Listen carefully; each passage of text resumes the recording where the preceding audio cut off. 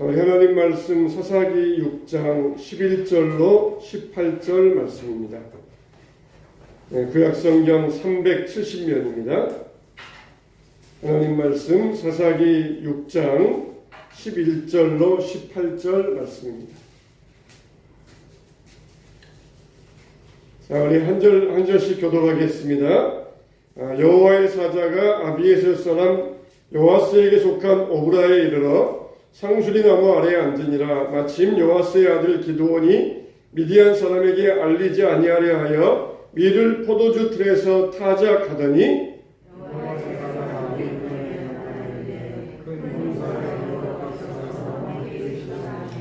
기드온이 그에게 대답하되 오 나의 주여 여호와께서 우리와 함께 계시면 어찌하여 이 모든 일이 우리에게 일어났나이까. 우리 조상들이 일찍이 우리에게 이르기를 여호와께서 우리를 애굽에서 올라오게 하신 것이 아니냐 한 그 모든 이적이 어디 있나이까. 이제 여호와께서 우리를 버리사 미디안의 손에 우리를 넘겨주셨나이다 하니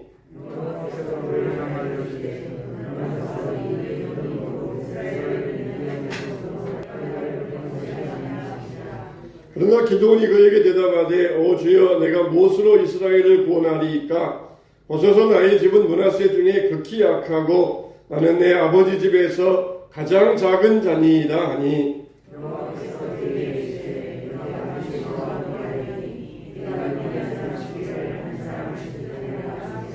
기드온이 그에게 대답하되 만일 내가 주께 은혜를 얻었사오면 나와 말씀하신 이가 주 되시는 표징을 내게 보이소서.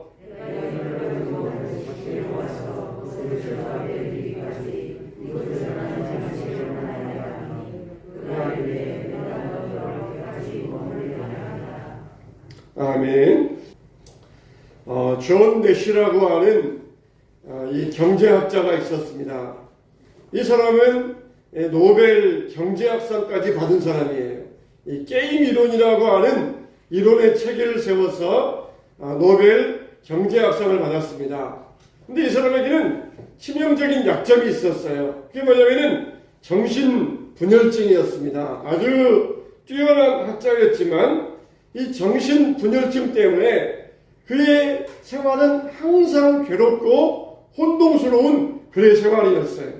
갈팡질팡하지 못하고 현실과 자기 이론들이 뒤엉켜가지고 항상 혼란 가운데 살아가는 그런 인생이었습니다. 그런데 이렇게 흔들리는 사람을 잡아준 사람이 누구냐? 그의 아내였어요. 그의 아내는 세상과 단절해가지고 혼자 고독한 삶을 살아가고 있는 자기 남편을 세상 속으로 끌어내서 학문의 업적을 이루게 하였고 모든 문제 가운데서도 끝까지 남편을 떠나지 아니하고 포기하지 아니하고 가정을 지켜주었고 결국 남편을 이 세계적인 학자로 업적을 이루는 그런 학자로 도움을 준 사람 바로 그의 아내였던 것입니다. 그의 아내조차도 남편을 포기하고 싶을 때 그의 아내는 자신에게 이렇게 말했다고 합니다. 나는 내 남편을 봅니다. 그리고 내가 결혼했던 그 남편을 봅니다. 그러면은 내 남편은 내가 결혼할 때 사랑하는 그런 남자로 변화가 됩니다. 그리고 나도 그를 사랑하는 사람으로 변화가 됩니다. 이렇게 항상 자기 자신을 다그치면서 고백했다는 것입니다. 지금 현재 문제투성이 정신분열한 자, 세상과 단절되어서 고독의 벽을 쌓고 있는 그 남자를 본 게 아니라 사랑하여서 결혼할 때 아름다웠던 그 시절의 그 남자로서 바라보고 있다는 것이에요. 그럴 때마다 괴롭고 힘들면서 문제투성이었던 이 남자를 보았던 그 시선에서 옛날 사랑하였던 그 남자를 볼 때 문제를 극복할 수 있었고 힘들 때마다 어려울 때마다 모든 상황을 뛰어넘을 수 있었다는 것입니다. 여러분 정말 하나님은 우리를 어떻게 바라보십니까? 지금 현재 문제투성이 죄인들 우리의 모습을 보시는 것이 아니라 정말 하나님 안에서 믿음의 눈을 가지고 은혜의 사람으로서 새로운 사람으로서 보았던 그 모습 우리를 하나님의 사람으로 은혜의 눈으로 우리를 바라보고 계시는 줄로 믿으시기 바랍니다. 정말 우리가 하나님의 눈이 지금 현재 우리 모습, 죄인된 모습 이걸 보신다 그러면은 우리는 그냥 골백번도 멸망을 당해야 돼요. 근데 하나님은 우리를 어린아이와 같은 우리의 모습을 보시고 그리고 하나님 안에서 새로워지는 그 믿음의 눈으로 우리를 바라보시면서 우리를 사랑하여 주신다는 것입니다. 이게 뭡니까? 이게 바로 은혜입니다. 우리가 교회에서 항상 은혜라는 말을 참 많이 사용합니다. 근데 우리가 이 은혜가 정확하게 무엇인지 이걸 깨달을 수 있어야 돼요. 우리가 구원받지 않았다 그러면은 은혜라는 말이 무엇인지 깨달을 수가 없어요. 은혜는 뭐냐? 첫째로 모든 사람이 나를 비난해도 주님은 우리를 괜찮다 말씀해 주시는 것이에요. 둘째로 은혜는 뭐냐? 모든 사람이 우리를 떠나도 주님은 우리를 떠나지 아니하고 함께하여 주신다는 것이에요. 셋째, 또 은혜는 뭐냐? 우리가 아무리 연약하고 부족하고 볼 것이 없어도 주님은 우리를 도와주시겠다 그러면서 손 내밀어 주시는 것입니다. 그러니까 우리가 아무리 사람들에게 비난받아도 아무리 우리가 보잘것없어도 사람들이 다 떠나도 하나님은 우리를 괜찮다고 보시면서 우리와 함께 하시면서 우리를 도와주시는 것 그게 바로 은혜라는 것이에요. 우리가 지금 현재의 모습이 보잘것없고 초라하고 그렇다 할지라도 하나님은 우리의 가능성을 바라보시면서 우리를 불러주시는 게 그게 바로 은혜라는 것이에요. 바로 오늘 말씀에 나오는 기드온이 그런 사람이었습니다. 기드온은 정말 하나님께 은혜 받은 사람이에요. 사사기에도 보면은 유명한 사사들이 많이 나옵니다. 가령 삼손 같은 사람, 이거는 힘이 있어가지고 괴력이 있어가지고 블레셋을 물리친 사람입니다. 또 그리고 에훗 같은 사람, 그리고 여사사 드보라와 같은 사람, 이 사람들은 정말 굉장한 사람들입니다. 근데 그에 비한다 그러면은 기드온은 정말 볼품이 없었어요. 보잘것이 없었어요. 미디안 백성들이 두려워가지고 우묵한 잘 눈에 띄지 않는 포도주 틀에서 밀을 타작하고 있었다는 것입니다. 타작하려면 어떻게 됩니까? 넓은 곳에서 해야 돼요. 바람이 잘 통하는 곳에서 해야 됩니다. 조금 언덕에서 해야 돼요. 그래야 알곡은 밑으로 내려오고 겨는 다 날아가고 그래야 좋은 밀을 얻을 수가 있어요. 그런데 오목한 곳에서 남들에게 눈에 띄지 않기 위하여서 미디안 사람들에게 들키지 않기 위해서 거기서 조심조심하면서 밀을 타작하니까 얼마나 이렇게 까끌까끌하고 얼마나 눈도 따갑고 얼마나 불편했겠어요. 또 제대로 타작도 되지 아니하고 그랬을 것입니다. 그래도 그것마저 뺏기지 않으려고 미디안 백성들에게 들키면은 남자들은 죽고 여자들은 끌려가고 추수한 것들은 다 빼앗겨버리고 그러니까 그것마저 빼앗기지 않으려고 두려움 가운데 조심조심하면서 밀을 타작하고 있었던 것이에요. 사사기는 일정한 패턴이 있습니다.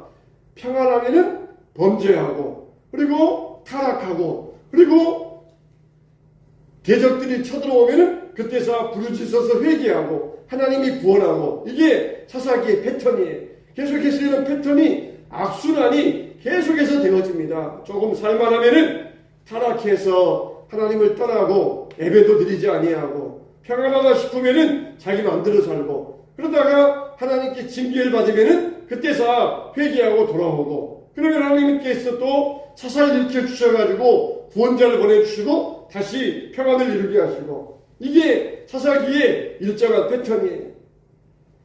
어느 교회에서 교인들을 간증을 시킵니다.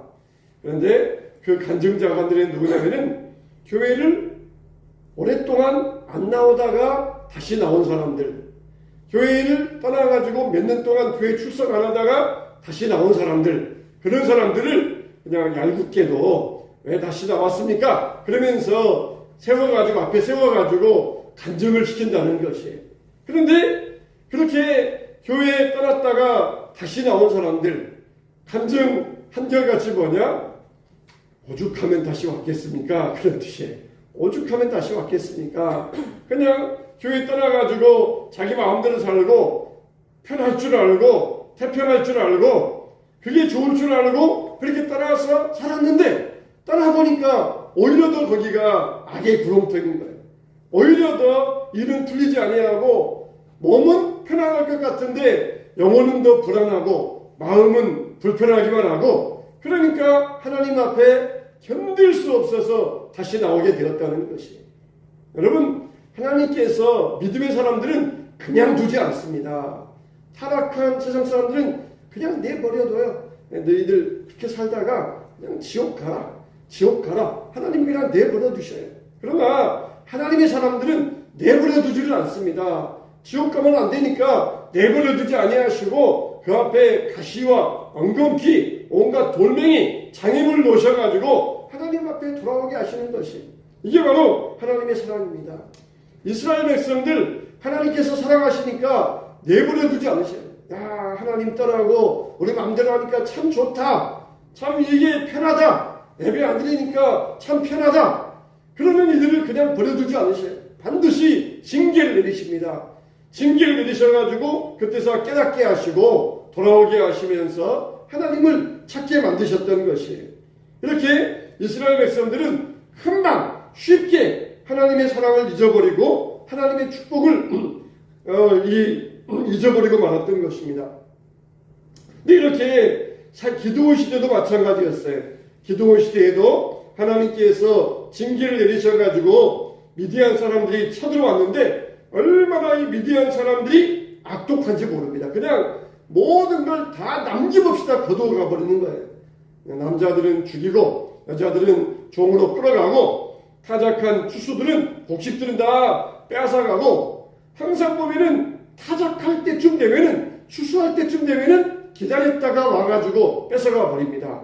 얼마나 살기가 어렵게 얼마나 고통스럽고 얼마나 굶주렸겠습니까?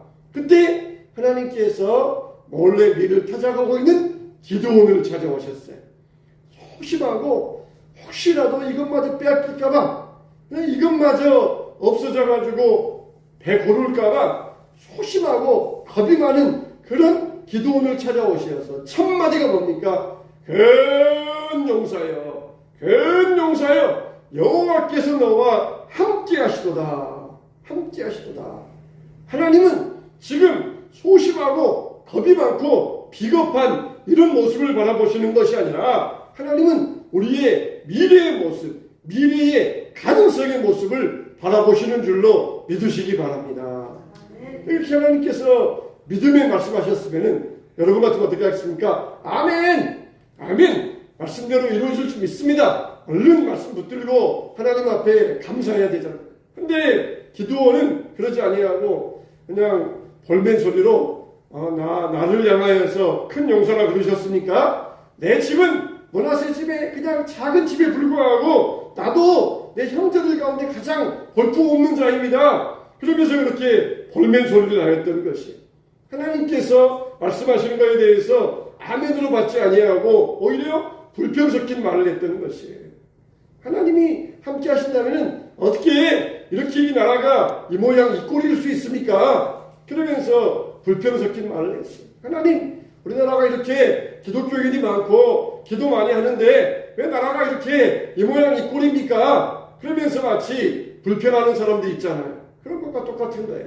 기도원이 하나님이 우리 민족과 함께 하신다는데 왜 나라가 이렇게 어렵습니까? 왜 힘듭니까? 그러면서 불만 섞인 소리를 하고 있어요. 여러분, 우리나라가 정말 유례 없이 많은 기독교인을 보유하고 있잖아요. 각 곳마다 교회 없는 동네가 어디 있습니까? 외국에 가보면은 교회 찾기가 힘들어요. 십자가 찾기가 어렵습니다. 어쩌다가 교회 하나 있고 교회 찾기가 어려워요. 근데 우리나라만 가면 이렇게 교회가 많이 있는 지역이 나라가 어디 있습니까? 그런데 우리나라만큼 문제가 많고 우리나라만큼 어려움이 많고 우리나라만큼 탈 많고 또 말 많은 나라가 어디 있습니까? 왜 그렇습니까? 하나님 왜 그렇습니까? 여호와께서 함께 하시다 그러면은 평안하고 잘 돼야 되는데 왜 그렇습니까?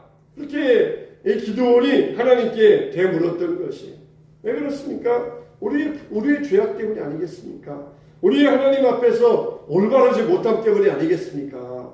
이 기드온이라 그 말은 쓰러뜨리다, 베다 그런 뜻이 있어요.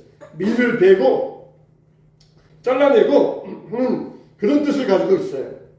그런데 이제는 기드온이 그렇게 밀이나 자르는 그런 사람이 아니라 이제는 아세라상, 바알상을 잘라버리고 쓰러뜨려버리고 그런 사람으로 만들어 주시겠다는 것이에요. 겨우 밀만 자르는 농사꾼이 아니라 미디안을 쓰러뜨리고 물리치는 사람으로 만들어 주시겠다는 것이에요. 그래서 기드온의 이름을 뭐라고 합니까? 여룻바알이라고 그러잖아요. 여룻바알. 소심하고 겁 많은 그런 이 기드온이 아니라 이제는 용맹하고 미디안을 물리치고 쓰러뜨리는 이런 은혜의 사람으로 만들어 주시겠다는 것이. 여러분 뭡니까? 이게 바로 은혜예요. 이게 바로 은혜입니다. 연약한 자, 부족한 자 이걸 버리지 아니하시고 붙들어 주시는 것. 상한 갈 때도 꺾지 아니하시고 꺼져가는 등불도 끄지 아니하시고 이게 바로 은혜예요. 이게 바로 은혜입니다. 우리 연약한 모습을 볼 때에 우리는 정말 얼마나 쓰러질 듯 하면서 연약하고 부족합니까? 그러나 하나님은 우리 교회를 붙들고 계십니다. 왜 그렇습니까? 하나님의 은혜이기 때문에 그래요. 하나님이 우리에게 은혜 주시기 때문에 그러시는 것이에요. 그런데 이 기드온이 이렇게 있는데 하나님께서 눈을 들어서 기드온을 향하여 이르시되 이렇게 말씀하셨어요. 여러분 이 장면을 한번 상상해 보세요. 지금 여호와의 사자가 왔어요. 그리고 기드온이 몰래 이렇게 포도주 틀에서 밀을 타작하고 있습니다. 근데 큰 용사여 부르시면서 여호와께서 그를 향하여 이르시되 하나님이 함께 하시면은 어떻게 이 나라가 이렇게 어려움 당할 수 있습니까? 그럴 때 하나님께서 그를 향하여 이르시되 여러분 우리가 보잖아요. 누가 나를 불러요? 목사님 그러면은 왜요? 이렇게 대답을 하시면 여러분 느낌 어때요? 목사님 하면 왜 그러세요? 이렇게 하면 여러분 느낌 어때요? 그래가지고 그냥 목사님 왜요? 이렇게 하는 것과 왜 그러세요? 그렇게 이 느낌이 어때요? 하나님이 그러셨다는 것이에요. 기드온이 여호와께서 말씀하시면 하나님 왜 이 나라가 이 모양입니까? 하나님께서 그래서 한 게 아니라 기드온을 향하여 이르시되 눈을 돌려가지고 몸을 돌려가지고 아주 사랑스러운 모습으로 기드온을 바라보시면서 하나님께서 그렇게 이르셨다는 것이. 하나님이 여러분을 이렇게 바라보셔요.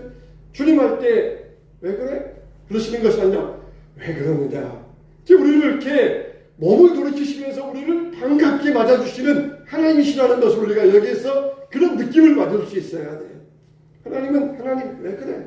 귀찮아. 그러시는 것이 아니라 나 불렀어? 왜 불렀어? 왜 그러니? 그러면서 우리를 향하여 보시는 그런 느낌이 우리에게서 받을 수 있어야 돼요.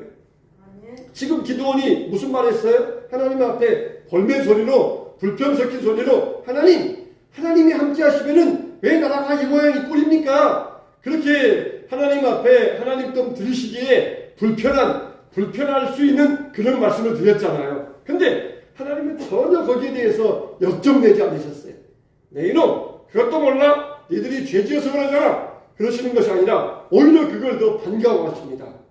하나님 여러분 믿음의 반대는 뭐예요? 믿음의 반대는 불신이 아니라 무관심이라고 그랬어요. 무관심.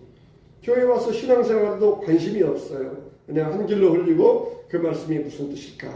관심이 없어요. 마치 베레아 사람처럼 말씀을 들었는데 이 말씀이 정말 그런가 하여 묵상하니라. 이게 바로 믿음의 관심이에요. 근데 말씀 들었는데 그냥 흘러버리고 아무 생각도 없고 지나가는 그건 무관심, 그 믿음의 반대예요. 불신이 아닙니다. 하나님께서는 지금 기드온에게 하나님이 들으실 때 불편한 말씀을 하셨지만 하나님은 거기에 대해서 사랑을 보여주시고 왜냐하면 기드온이 그만큼 관심이 있다는 것입니다. 나라에 대해서 관심이 있고 하나님의 일에 대해서 관심이 있다는 거예요. 관심도 없이 그냥 어떻게나 흘러가나 보자. 나는 그냥 살다가 관두겠다. 그런 게 아니라 하나님 이 나라를 왜 이 모양입니까? 그러면서 하나님께 대하여서 관심이 있다는 것입니다. 그래서 하나님도 기드온을 야단치지 아니하시고 기드온에게 몸을 돌리시면서 사랑하시면서 그러면서 기도원에게 응답하고 계시는 것입니다. 여러분, 하나님 앞에 어떤 기도도 좋아요. 어떤 기도도 좋습니다. 하나님 앞에 여러분들이 때로는 돌멘 소리로 하나님 앞에 조금 원망 섞인 소리를 한다 할지라도 어떤 기도도 좋아요. 하나님은 다 관심 있게 들어주십니다. 이런 말씀 드리면 또 그냥 하나님께 야단 맞거나 방정 맞다고 하지 아니하실까? 하나님은 여러분들이 어떤 걸 가지고 와도 관심 있게 들어주셔요. 우리 하나님 앞에 그렇게 관심을 가지고 나갈 때 하나님은 우리를 사랑하여 주시는 것입니다. 아주 사랑스러운 시선으로 기도를 향하여서 몸을 돌려 이르시되 그러면서 기도원에게 응답하시는 하나님이셔요. 정말 큰 용사요. 소심해서 겁이 많고 혹시 이거라도 그냥 한 주밖에 안 되는 일이지만 이거라도 빼앗길까봐 노심초사하는 기도원을 향하여 큰 용사요. 불러주신 하나님. 하나님은 우리의 현재의 모습이 아니라 가능성을 보시고 불러주신다는 것이에요. 우리가 비록 약하지만 하나님은 저와 여러분들에게서 가능성을 보고 계셔요. 바로 모세를 그렇게 하셨고 아브라함을 그렇게 하셨어요. 백성화된 아브라함, 사람들 볼 때 이제 다 노인이다 그러지만은 하나님은 그에게서 미래의 가능성을 보셨어요. 또 80세 된 모세, 이제는 양치기 하면서 다 허송세월한 모세였지만 모세를 불러주시면서 모세의 가능성을 보시면서 모세를 그 광야에서 불러서 이스라엘 백성의 구원자가 되게 하셨던 것입니다. 하나님은 우리의 현재의 모습이 아니라 미래의 가능성을 보셔요. 아브라함과 모세에게서 그런 가능성을 보셨다면 우리는 얼마나 더 가능합니까? 얼마나 더 가능합니까? 나이 들어서 안 돼요. 어려서 안 돼요. 청년들에게만 가능성이 있는 것이 아니라 하나님은 모든 세대, 늙은 자나 어린 자나 여자나 남자나 종이나 주인이나 모든 자에게 환상을 보여주시고 꿈을 보여주시고 그렇게 하시겠다고 말씀하여 주셨어요. 모든 자에게 가능성은 열려 있어요. 만일 너희가 믿음으로 기도하면은 산을 들어 옮기라 하여도 그대로 되리라 하셨어요. 믿음으로 기도하면은. 그러면 우리가 나이가 100살 되었다고 해서 기도할 힘이 없습니까? 나이가 120이 되었으니까 이제는 기도 못하겠다 합니까? 나이가 120이 되어도 얼마든지 기도할 수 있어요. 그러면은 기도하면은 산을 들어서 바다에 던지고라 할 것이요 그대로 이루어지겠다. 하나님은 그렇게 우리에게 가능성에 힘을 주시고 계신다는 것이에요. 한 부부가 눈이 많은 내리는 겨울날 길을 걸어갔어요. 근데 이 길에 한 여인이 쓰러져 있는 것이에요. 근데 보니까 아내는 그 여인을 알고 있었습니다. 남편이 물어봅니다. 이 여자는 어떤 여자예요? 물어봤더니 이 여자는 불황아입니다. 불황자입니다. 근데 이 여자는 지금 왜 여기에서 이렇게 쓰러져 있을까요? 아마 이 여자는 몸을 파는 여자인데 아마 술과 이 중독에 빠져가지고 여기에 쓰러져 있는 모양입니다. 그러면 이 여자는 전에는 어떤 여자였을까요? 잘 모르겠지만은 이전에는 아마 집에서 가장 사랑받는 어린 소녀였을 것입니다. 그래요? 그러면은 우리도 지금 이 여자가 술에 취해서 불황자로서 쓰러져 있는 이 여인의 모습을 보지 말고 그 어렸을 때 아름다웠던 소녀의 모습만 바라봅시다. 그러면서 자기 집에 데리고 갔다는 것이에요. 바로 예수님이 그렇지 않습니까? 그 당시에 예수님 당시에 세리와 창녀 죄인들 만일 이런 사람과 가까이 하면은 내가 더러워져요. 더러운 걸 만지면은 내가 더러워집니다. 그러니까 세리와 창녀와 죄인들은 일체 그냥 가까이도 안 갑니다. 근데 예수님은 세리와 창기와 죄인들에게서 현재 그 모습을 바라본 것이 아니라 어릴 때 그 모습, 은혜로 새로워진 그 모습을 바라보시면서 세리와 창기와 죄인들을 영접하시고 그들과 함께 먹고 마시고 잔치하셨던 것이에요. 잔치하셨던 것이. 예수님께서 하나님께서 이렇게 기도원을 바라보실 때에도 그리고 하나님께서 예수님께서 세리와 창기를 바라보실 때에도 현재의 그 모습이 아니라 변화된 모습, 과거에 아름다웠던 그 모습을 바라보시면서 이들을 불러주시고 받아주셨던 것이. 여러분 우리에게는 큰 가능성이 있습니다. 미래에 놀라운 가능성이 있어요. 우리를 향하여서 큰 용사여 그 용사여 불러주실 때 하나님은 우리의 미래의 가능성을 보고 우리를 불러주신다는 것이. 하나님, 우리 교회는 초라하고 오늘따라 또 이렇게 여러 가지 환경 때문에 또 많이 모이지도 못했고 우리 교회는 작은 교회에 불과하고 겨우 그냥 우리 교회 유지하기도 힘들어요. 우리가 어떻게 일할 수 있겠습니까? 그러나 하나님은 우리의 현재의 모습을 보시는 것이 아니라 하나님 안에 있는 미래의 가능성을 보시면서 우리를 불러주신다는 거예요. 하나님, 저는 아직 돈도 못 벌고 아직 어리고 정반대로 나는 나이도 많이 들었고 힘도 없어요. 그러나 하나님은 우리의 현재의 모습을 보시는 것이 아니라 미래의 가능성을 보시면서 우리를 불러주신다는 것이. 용사여, 우리 교회를 불러주실 때 우리는 하나님 앞에서 우리를 사용하실 그 능력을 바라보시면서 하나님 앞에 감사하시기 바랍니다. 아멘. 하나님 앞에 나아갈 때 하나님은 우리를 들어서 믿음의 사람으로 민족을 구원하고 세계 선교에 사용하여 주실 줄로 믿습니다. 아멘. 하나님은 정말 기도원을 향하여서 큰 용사여, 두려워서 포도주 틀에서 밀을 타장하는 겁쟁이를 바라보시면서 인간의 눈으로 바라보지 아니하시고 하나님의 무한한 가능성으로 바라보셨던 것입니다. 사람에게는 큰 무한한 능력이 있어요. 하나님께서 우리에게 큰 용사의 자격을 주셨습니다. 내가 너를 보낸 것이 아니냐, 내가 반드시 너와 함께 하리라. 하나님은 임마누엘의 하나님이십니다. 임마누엘의 하나님이십니다. 카네기, 세계 부호였던 카네기는 그랬다는 것이에요. 어릴 때 아주 소심하고 아주 걱정거리가 많은 아이였어요. 한 번은 엄마가 카네기에게 애야, 나무 심어야 되니까 구덩이 하나 파놓아라. 그러면 내가 나무 가져다가 심을게. 이렇게 카네기에게 부탁을 하고 집에 들어왔어요. 그런데 한참 됐어. 이제 구덩이 다 팔 시간 되었는데 이제 집에 들어와야 되는데 시간이 아무리 지나도 집에 들어오지 않는 것이에요. 그래서 엄마가 궁금해서 나가보았더니 카네기가 구덩이 앞에 앉아가지고 눈물을 흘리고 있는 것이에요. 엄마가 깜짝 놀라서 너 무슨 일 있니? 그랬더니 카네기가 말하기를 자기가 늙어서 죽은 다음에 이런 구덩이에 들어갈 생각이 나니까 무서워서 눈물이 난다는 것이에요. 그렇게 이 카네기는 아주 소심하고 두려움 많은, 걱정이 많은 어린이였어요. 청소년 되어가지고도 길 가다가 벼락 맞을까봐 그냥 두려워서 하늘 쳐다보면서 이리저리 피해가는 그런 아이였다 합니다. 근데 청년 시절에 성령 체험을 합니다. 믿음의 눈이 열렸어요. 그때 카네기가 말하기를 마치 찬란한 햇빛이 내 가슴에 들어오는 것 같았다. 그렇게 고백을 했어요. 자기 주변 환경은 다 똑같았지만 그러나 하나님이 함께 하시는 순간 두려워할 필요가 없게 되는 것이죠. 여러분, 소심하고 연약한 기도원을 누가 부르셨습니까? 인간적으로는 불가능한 일이에요. 그런데 전능하신 하나님이 함께 하시니까 이런 일은 가능한 것입니다. 우리 앞길을 볼 때에, 우리 현재 모습 볼 때에 아무런 소망도 없고 비전도 없고 가능성도 없어요. 그러나 내가 너와 함께하는 것이 아니냐, 반드시 내가 너와 함께하리라. 하나님의 약속의 말씀이 있습니다.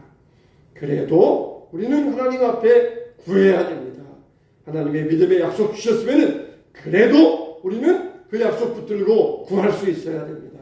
아멘. 여러분, 주님 앞에서 우리가 구해야 됩니다. 주여, 큰 용사와 같이 우리 교회가 가능성 있는 교회가 되어서 하나님의 뜻을 이루어가게 하여 주시옵소서.